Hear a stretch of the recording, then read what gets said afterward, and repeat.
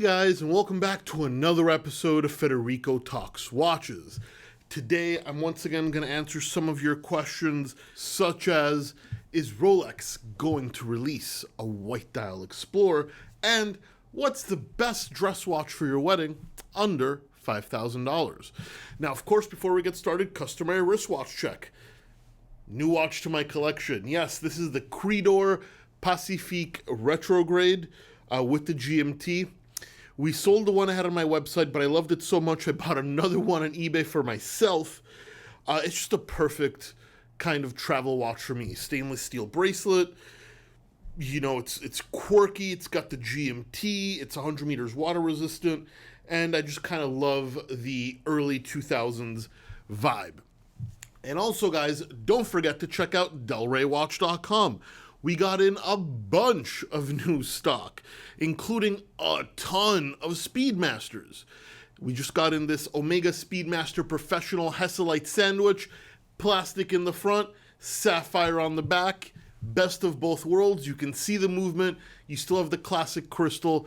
Absolutely gorgeous. We also got in an Omega Speedmaster Reduced for those of you that have a slightly smaller wrist and like the automatic movement. These can still be had for a steal. And a Rolex Explorer, the newly released 36mm, cheapest one in the country, box and papers. All that and way more at delraywatch.com, the best place for a watch geek to buy a watch. Link in the description below. Anyway, guys, you know the drill. These are the questions you ask me on my Instagram account at Federico Talks Watches. A few times a month, I put up a Q&A picture. You can ask your questions there. When I get enough questions, I delete the picture. Please do not DM me. I do not check them.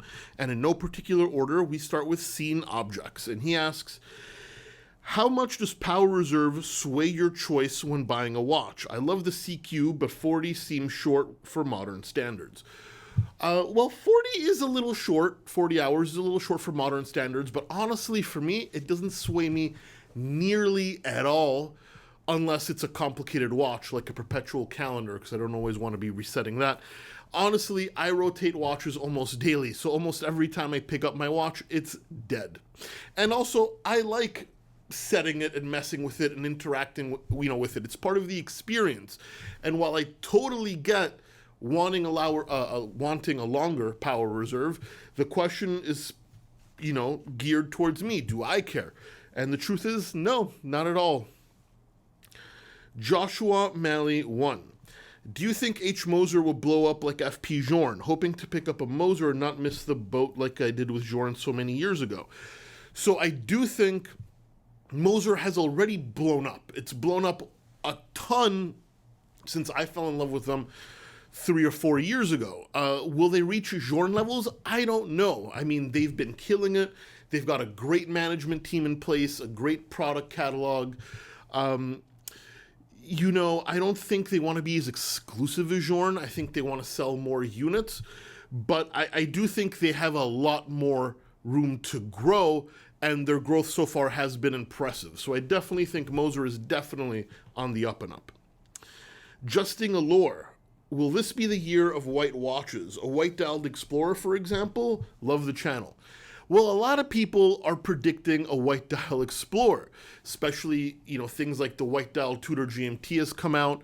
Now we have a white-dial Speedmaster from Omega. A white-dial Explorer would make a lot of sense and would be a very easy way for Rolex to make money. And if there's one thing Rolex love, is an easy way to make money.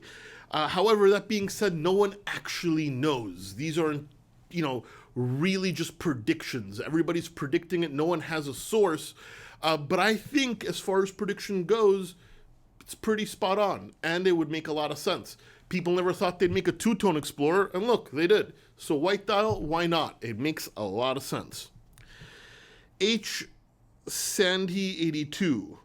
Any advice for the best watch to wear on my wedding day? I have a budget of $3,000 to $5,000 and considering a Cartier tank must in quartz. That is a great choice. A Cartier tank is timeless. It's a very dressy watch, and it's something that can become an heirloom. You can also consider the Cartier Tank Solo an automatic if you don't love quartz, even though with quartz in Cartier, it doesn't really matter much. I think a tank is a fantastic choice. You may also be able to squeeze into like a manual wind vintage version, but likely over 5K for that one. And then last but not least, Cyrus912. Hey Fed, love the show. What's your favorite tool for strap changes? Asking for a friend with scratched lugs. So there's no way to not scratch a lug, basically. All my lugs are scratched from strap changes.